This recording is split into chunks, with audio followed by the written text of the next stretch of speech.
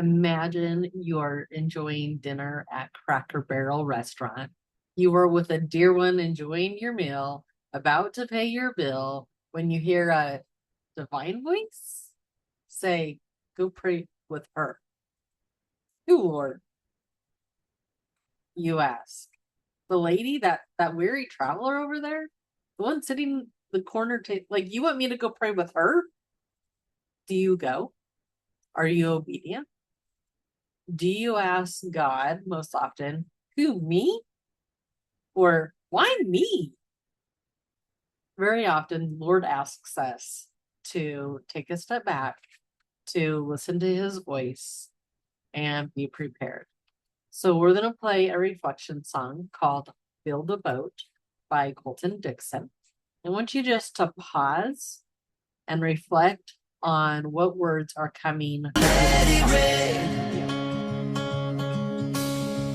You're the map, you're my compass. You help me navigate the currents under me. God asks us to walk the path of faith, even though it leads us into the unknown.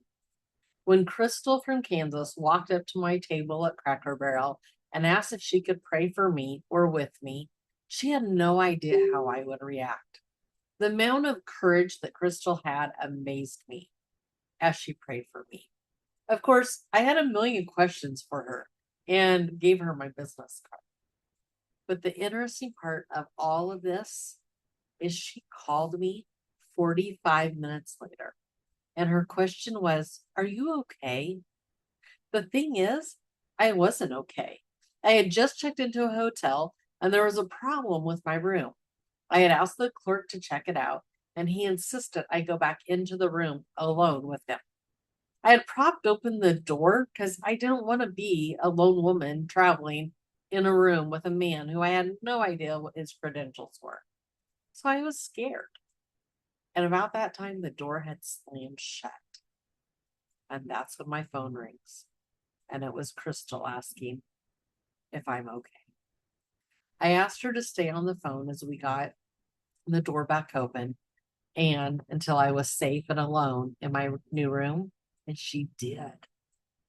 I'm guessing I wouldn't have been that obedient when God called on me to meet a weary women traveler all alone. And then to call her later, like it was pretty late at night. But she fought all of that and did what God asked her to do. How do I know this? Because I've been fighting with God for 2 years. 2 years when the divine voice asked me to do something. That day in the backyard, the Lord took a hold of my pen. That's the only way I can think to explain it. And asked two things of me as my aunt sat there and wrote. One was to write a children's book on miscarriage, and two was to start the Jackson Friends Foundation to support families through their grief when they lose a child. See, God speaks to us through our own writing. Maybe it's journaling, maybe it's Dear Diary. The first time he gave me the words, I was sitting on that back porch recovering from surgery. I'd never experienced anything like this. I saw the pen moving, but didn't understand what was being written in this blue notebook. I went back a few minutes later and I read it. It was fascinating to see what he had planted in my heart and has asked me to do here on this earth. The next time God spoke to me about getting the miscarriage book done was 10 months later. I was at a retreat in Nashville, Tennessee. I was sitting on the floor in this beautiful home. We had just done a meditation with our group where we met our guardian angel. When it was done, I had pivoted so my back would be against a couch and I would have a different chair to rest on.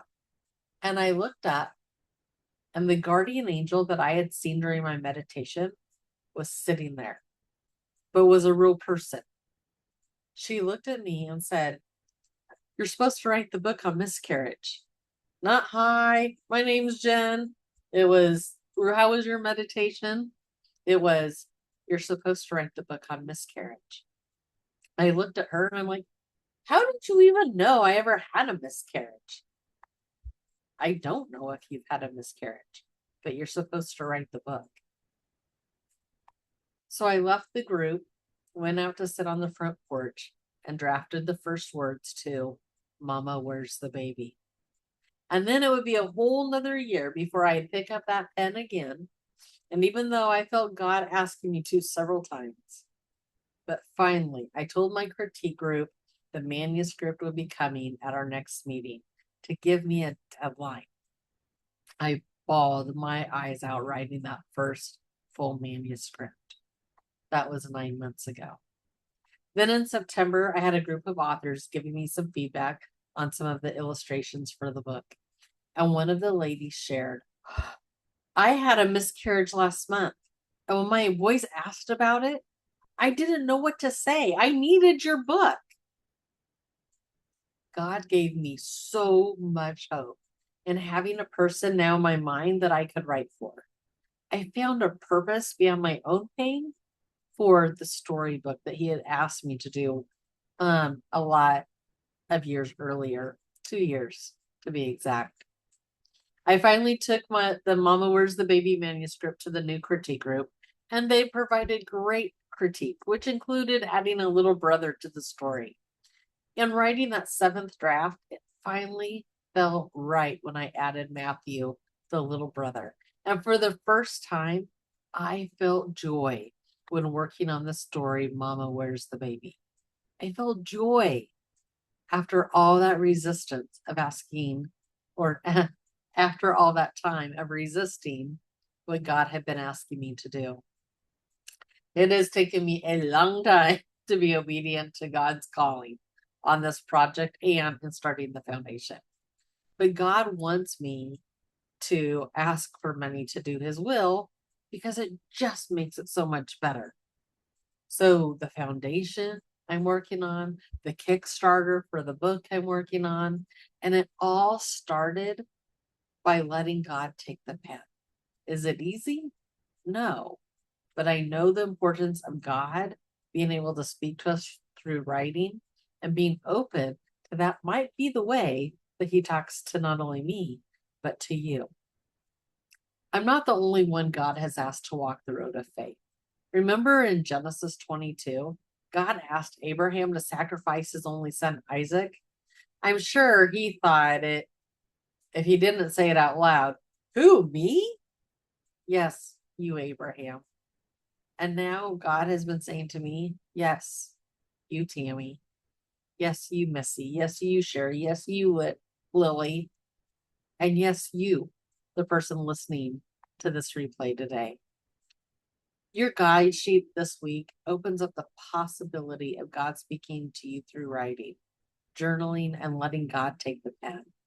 Just as Abraham's story was set here to inspire us.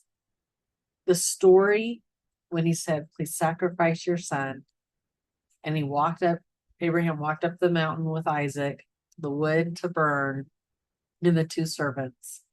And he just kept thinking, me, God, my son, the one I love. But you know what he did?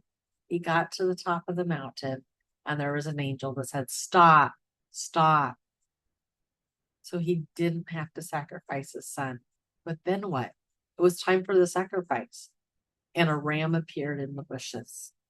Because when we are obedient, do you know what God wants to bless us with? He told us in the story about Abraham that your life is going to be as bountiful as the amount of grains of sand on the earth and stars in the sky. And that's what happens when we are obedient. And we only are obedient if we're hearing God's voice. So the way to discover this week is to take the time to write and find out what directions God is placing on your life. What boat is God asking you to design for that unknown future? What seas will you be on as he is providing an instruction book for you to write for yourself or to serve others? Whether it is writing a song, poetry, maybe memes, drawing, journaling, your invitation is to write to and for God this first week of Lent. we're going to reflect on a song called Pass It On. And whether you have faith or fear, you are always going into the unknown, which will lead you to hear God's voice. Is it the fear road or the worry road towards fear? Or is it the courage road towards faith? When you're reflecting on Pass It On today, I want you to think about, where is God asking you to warm his love on this earth? And in your writing, it could be revealed to you.